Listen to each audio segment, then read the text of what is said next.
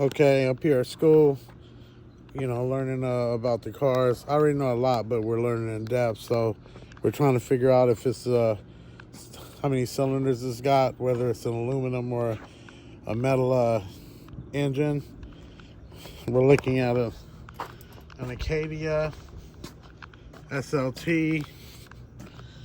Yep, GMC. All right. So what year is it? Where you find out what year it is you'll have the underneath the engine on the hood will have more information on it. So this right here, vehicle emissions control information. It's a 2007. All right, 3.6 liters. There's information right there. Okay, and also you can find information usually right there. You can't see it for the VIN. So you open the door, and this is where you find the information for your car. General Motors Group. It'll give you the VIN number. That's the IG, and each one of those have a different thing with the car. So okay.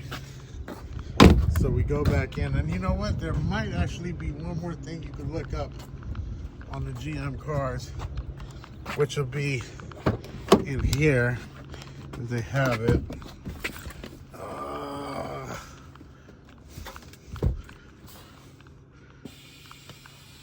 Now it looks like this one don't have it. It's usually on the inside of the glove compartment. So, all right, but we got all the information off of the rest of it. So, going in here to check how many cylinders this is.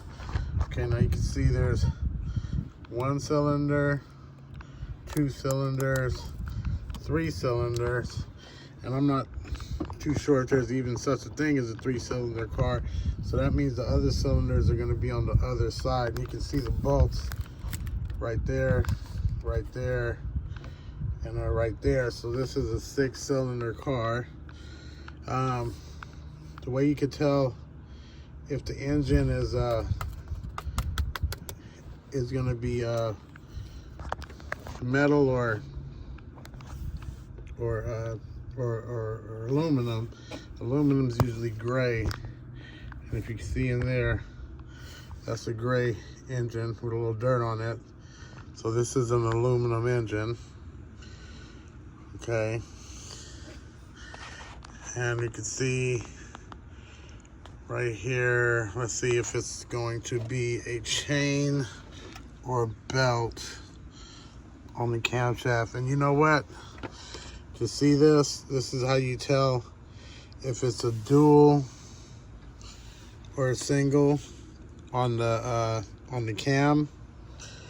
These things puff out right here, and it puffs out right there. So this is gonna be a dual cam. Let's see if we can see that belt.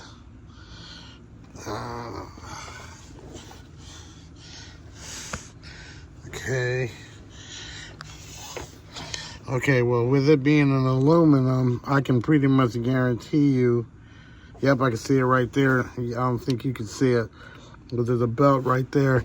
So this doesn't have a chain for the timing. It has a belt. So it's gonna be over here, and since it has those 2 cams, there's 1 cam right there and another cam right there. And that's why it has 2 puffs, because this one right here, this line right here, it's powering the 1 cam, and that line back there is powering the 2nd cam, which is the camshaft position sensor in the cams. And that's how you know if you have a dual cam, single cam, or whatnot. Sometimes the engines will be aluminum down there and metal up here, but you can see this is still that same light gray color. So that's aluminum, and that's aluminum, and that's aluminum. Okay, just a quick thing on this car in case someone's looking at it. There's your transmission fluid where you put it in. It's a little bit hidden, but you can see it. And this is your oil right here where you put it in. So never get those two mistaken, or you'll mess up your engine.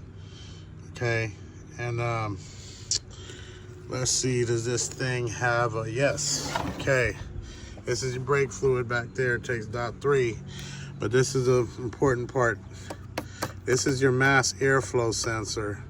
This is what controls the airflow to your car and the mixture of the engine oil, in gas, and the airflow to your car. So the air blows through this. This sensor is a sensor for the mass airflow. This is a sensor that goes in it to say how much air is going through your car, if you're getting too much or too little. Okay, so you can check, see if you have a leak or not. If it's giving you a code saying that the air is too lean or gas too lean, that's what you want to check first. And let's see, it goes right in here,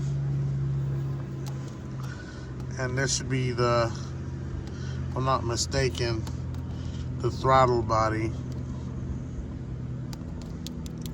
right here. Let me look. Yeah, I believe that's the throttle body that it connects to right there. Yeah, so this is your motor back here, and this is all the other stuff that controls the air ratio. And it's your coolant system, goes all the way down there, plugs into the radio. That's your reservoir, and this is actually your radiator and your fan right down there. Keep the engine cool. There's another sensor down there at the bottom of the fan that actually is like an AC regulator that controls your fan. So if your stuff is overheating, you want to check that fan out to make sure it's kicking on right, or check your thermostat. But I usually check that first, that fuse. And yeah, that's pretty much all I got on this car. That's what we're doing for the assignment, checking all of that stuff. I think that's your thing right down there for your throttle. Okay, you gotta make your car go right there. Yeah, this is your windshield washer fluid. And if you want to do your tune-up with your spark plugs, you take these things off right here, right there. Remove this back here so you can get to it and do the other ones on that side. And that's how you put in your spark plugs to give you your tune-up. And you change your filter just in here, and of course oil and all of that stuff. But yeah, all right, this is your battery over there. You should know that if you know anything about cars. But that's pretty much the breakdown of this engine right here. So hopefully that helps some people with their GM, so that you can do some of your DIY projects at home and save you some money on the parts and stuff. Or call us, call me, I'll come fix it for you. All right, let's do a Pro Auto. Vince Young.